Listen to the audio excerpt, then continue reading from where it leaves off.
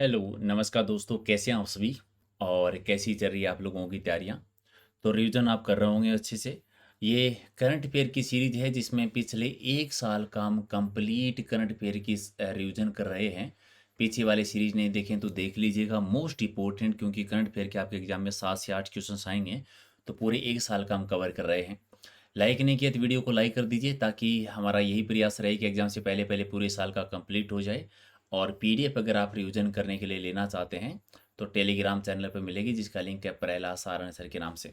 तो चलिए ये सुपर फास्ट रिवीजन सीरीज़ है, कम समय में ज़्यादा से ज़्यादा क्वेश्चंस। तो देखते हैं आज आप कितने सही कर सकते हैं।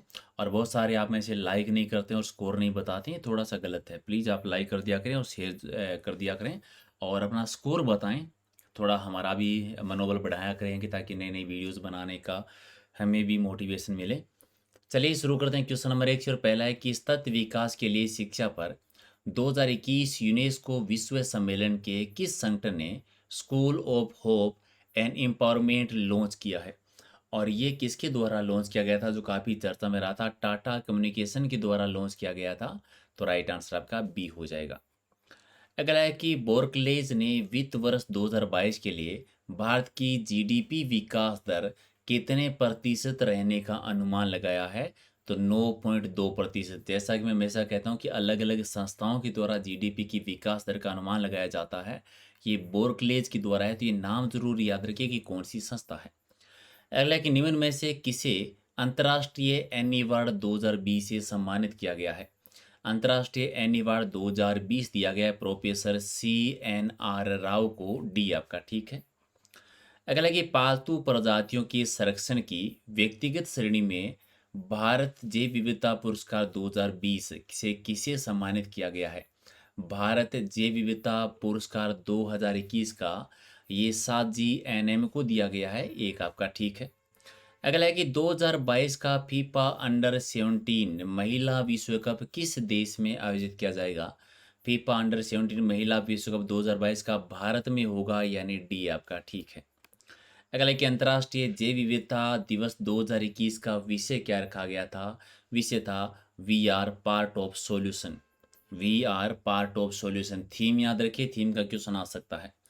अगला है कि भारत सरकार, यूनिसेफ और युवाओं को कोविड-19 के खिलाफ लड़ाई में शामिल करने के लिए एक अभियान चलाया था। भारत सरकार ने और यूनिसेफ ने। उस अभियान का नाम क्या था? एड जी, हैज़ यूथ वॉरियर, यानी एक नंबर आपका सही आंसर है। अगला है कि वर्ल्ड कोरियोग्राफी अवार्ड 2020 जीतने वाले पहले भारतीय कौन बन गए हैं भी? ठीक है। World choreography award 2020 Suresh Mukund को मिला, ये पहले भारतीय हैं। बी आपका ठीक है। अगला कि हाल में महात्मा गांधी नरेगा कार्यस्थलों पर श्रमिकों की वास्तविक समय में उपस्थिति लेने के लिए एक ऐप लॉन्च किया गया था। कौन सा? NMMS app. NMMS ऐप के नाम से उपस्थिति यानी प्रेजेंटेशन के लिए। अगले कि अंतर्राष्ट्रीय हॉकी महासंघ के अध्यक्ष निम्न में से किसे नियुक्त किया गया है? तो नरेंद्र बत्रा जो हैं वो अध्यक्ष बने हैं अंतर्राष्ट्रीय हॉकी महासंघ के। किस राज्य ने ताज़ी सब्जियों की होम डिलीवरी के लिए मोमा ऐप लॉन्च की है? काफ़ी चर्चा में रही थी भी ये। मोमा ऐप जो है मणिपुर की है ये। BSC आपका ठीक है। अगला है कि 2021 में माउंट एवरेस्ट को फतेह करने वाली पहली भारतीय महिला कौन है? तो तासी यांगजोम 2021 में है। तासी यांगजोम जिन्होंने माउंट एवरेस्ट को फतेह किया है। एक आपका ठीक है। अगला है कि हाल ही में किसे प्रसिद्ध गैलरी ऑफ इंडिया अवार्ड 2020 से सम्मानित किया गया है? गैलरी ऑफ इंडिया अवार्ड 2020 कुशल कौशिक को दिया गया है। कुशल कौशिक यानी सी आपका ठीक है। अगला है कि किसी अंतर्राष्ट्रीय अजय स्वर्ण पदक यानी इंटरनेशनल यूनिवर्सल गोल्ड मेडल 2021 से किसे सम्मानित किया गया है? तो रमेश पोखरियाल को दिया गया है अंतर्राष्ट्रीय अजय स्वर्ण पदक। भारतीय मूल की निम्न में से किस महिला को व्हाइट हाउस का वरिष्ठ सलाहकार नियुक्त किया गया है? वेरी वेरी इंपॉर्टेंट, नीरा टंडन को किया गया है, यानी राइट आंसर आपका हो जाएगा। एक आपका सही है। अगला है कि संयुक्त राष्ट्र ने अपनी विश्व आर्थिक स्थिति और संभावना रिपोर्ट में कैलेंडर वर्ष 2021 के लिए भारत की जीडीपी वृद्धि दर कितने प्रतिशत रहने का अनुमान लगाया है? किसने? संयुक्त राष्ट्र ने अपनी विश्व आर्थिक स्थिति में भारत की जीडीपी दर का अनुमान था 7.5%।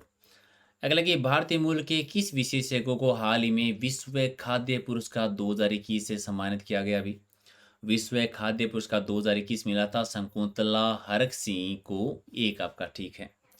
अगला है कि एलिफेंट इन द वॉर्म पुस्तक के लेखक कौन? वेरी वेरी इंपॉर्टेंट, ये घटना आपको याद होगी। एक एलिफेंट को मार दिया गया था जिसके पेट में बच्चा था, तो इसी से जुड़ी एक पुस्तक है कल की कोसलीन। ये पुस्तक है कल की कोसलीन, तो राइट आंसर आपका सी हो जाएगा, सही है। अगला है कि मियाँ का बाड़ा रेलवे स्टेशन का नाम बदलकर अब महेश नगर कर दिया गया है। और ये महे कौन सा रेलवे स्टेशन है, कहाँ पर, किस जिले में है? तो राजस्थान के जोधपुर में है। बी आपका ठीक है।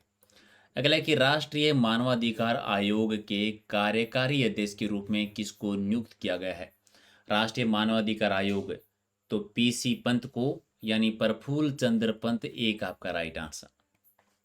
अगला है कि भारत ने किस देश के साथ 1.4 अरब डॉलर के निजी क्षेत्र के व्यापार और निवेश की घोषणा की है? वेरी वेरी इंपॉर्टेंट, ये ब्रिटेन के साथ। एक आपका सही आंसर है। अगला है कि सूटर दादी के नाम से मशहूर किस महिला को कोरोना बीमारी के कारण निधन हो गया? तो चंद्रो दादी, चंद्रो तोमर। सी आपका सही है। अगला है कि विश्व प्रेस स्वतंत्रता दिवस 2021 का विषय क्या था, थीम क्या थी? विश्व प्रेस स्वतंत्रता दिवस 2021 information as a public good, यानी एक आपका राइट आंसर। अगला है कि पंडित देबू चौधरी, जिनका हाल ही में निधन हो गया था, ये किस वाद्य यंत्र के वादक रहे थे? तो प्रसिद्ध सितार वादक थे ये। बी आपका ठीक है। अगला है कि दिल्ली राष्ट्रीय राजधानी राज्य क्षेत्र शासन संशोधन अधिनियम 2021, जो कि 27 अप्रैल से लागू हुआ, 27 अप्रैल 2021 से, इसके अनुसार दिल्ली सरकार का मतलब अब किस से होगा? दिल्ली सरकार यानी उपराज्यपाल से सरकार, यानी दिल्ली की सरकार यानी उपराज्यपाल। अगला एक आयुष्मान भारत दिवस कब मनाया जाता है? तो आयुष्मान भारत दिवस मनाते हैं 30 अप्रैल को, तो राइट आंसर आपका बी होगा। चलिए अगला है कि 2021 के वाइल्ड इनोवेटर अवार्ड के लिए पहली भारतीय और एशियाई महिला के रूप में किसे चुना गया? वाइल्ड इनोवेटर अवार्ड ये कीर्ति के कारंत को दिया गया, जो पहली भारतीय और एशिया की भी पहली महिला है ये। अगला कि एशियाई विकास बैंक के अनुसार भारत की जीडीपी दर वर्ष 2020-21 के लिए कितने प्रतिशत तक बढ़ा दी गई? एशियाई विकास बैंक, वेरी वेरी इंपॉर्टेंट, तो 11%।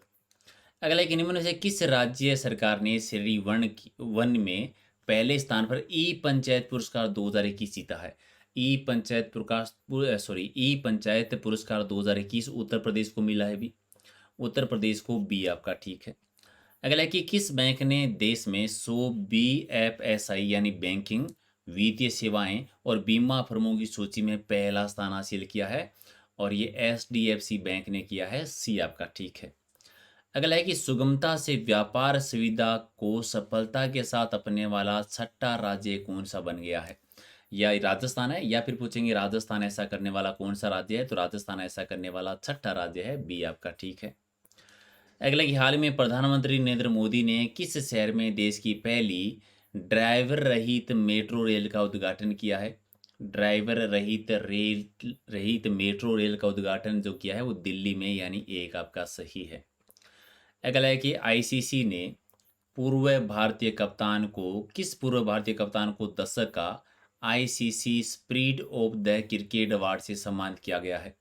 ICC spirit of the cricket board, ये महेंद्र सिंह धोनी को। बी आपका ठीक है।